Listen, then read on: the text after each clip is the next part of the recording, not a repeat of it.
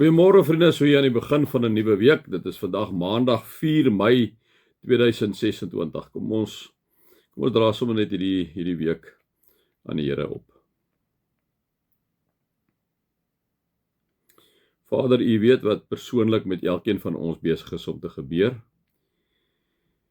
U weet dat ons hierdie week begin het vol moed, vol krag. Miskien het ons hierdie week begin met 'n baie swaar gemoed, as gevolg van dinge wat hierdie week voorlê. Dit kan wees dat ons beangs is, ons geliefdes is nie op 'n goeie vlak wat gesondheid aanbetref nie. Here, en daarom kom dra ons hierdie week aan U op. Here, dra U vir ons asseblief deur hierdie week. Lei U vir ons asseblief deur hierdie week. Hou U ons hand vas asseblief deur hierdie week, Vader. Amen. Vriende, mag daar vir julle genade en vrede en oorvloed wees, omdat julle God ken, Jesus ken en die Heilige Gees ken. Vriende, net weer by Titus, pastorale brief. Ek gaan nou 'n paar goed aanspreek, wat ek maar net weer moet sê, as julle nie die inleiding gister geluister het nie, of Saterdag geluister het nie. Ons sien Titus is hier op die eiland Kreta, liewe vriende. Dit is 'n eiland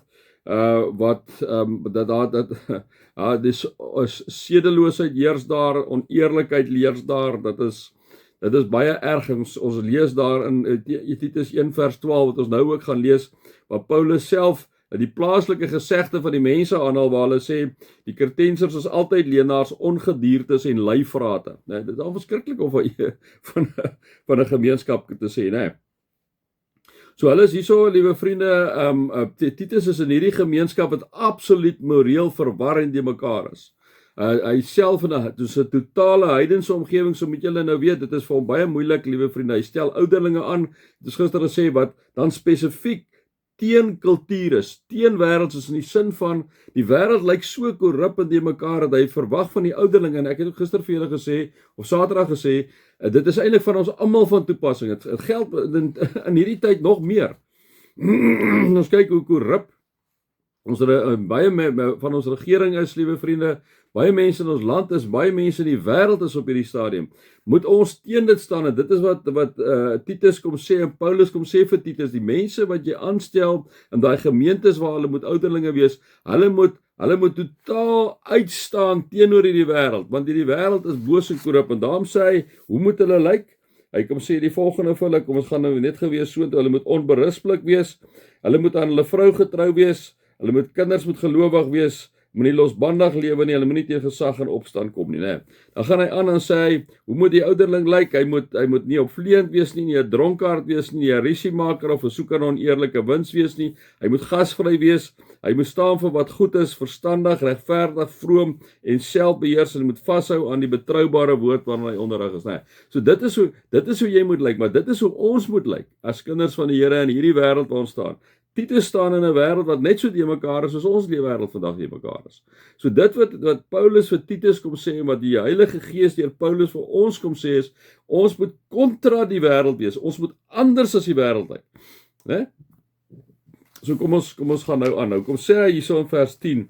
Ons het tot by vers 9 gekom. Hy sê daar's baie veral onder die bekeerlinge uit die Jodendom wat in opstand kom teen gesag wat onsin praat en mense verlei, né?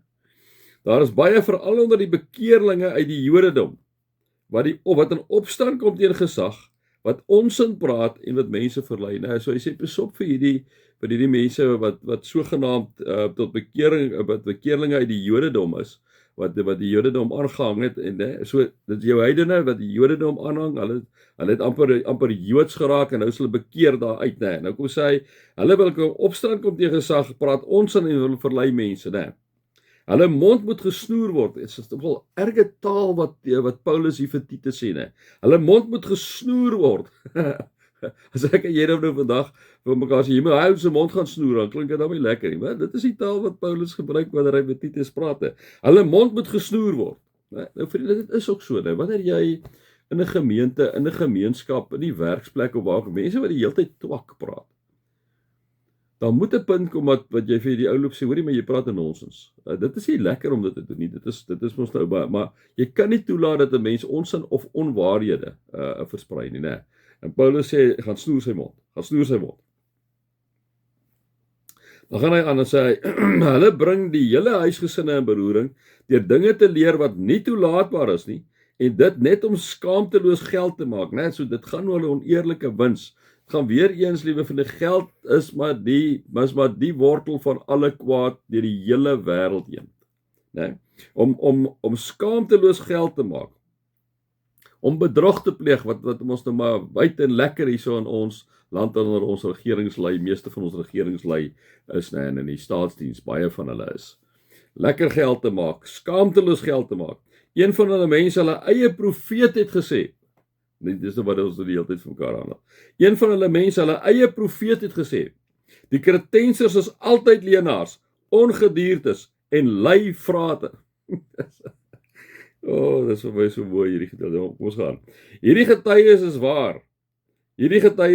Daarom moet jy hulle streng teregwys, Titus, jy wat onder hierdie mense, hulle streng teregwys, sodat hulle gesond kan word in die geloof. Hulle kan tog nie sê hulle is kinders van die Here en dan lyk hulle so nie. Ons kan tog nie sê in ons land 80% is Christen en hulle lyk die land soos hy lyk nie.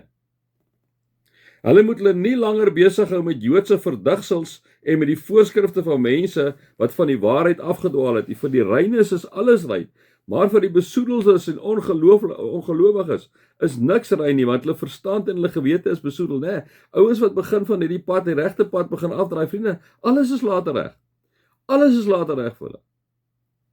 Kyk maar so 'n bietjie in die omgewing wanneer jy met mense ook praat. Ouens wat begin om heeltemal die pad te verlaat. Later is daar's eintlik nie meer iets wat verkeerd is nie. Want hulle is al so ver weg met goed dat hulle gaan net daarboor. Ek bedoel, ek en jy kan nie 'n duik maak eintlik aan hulle nie. Dis net die Heilige Gees wat hulle kan oortuig, né?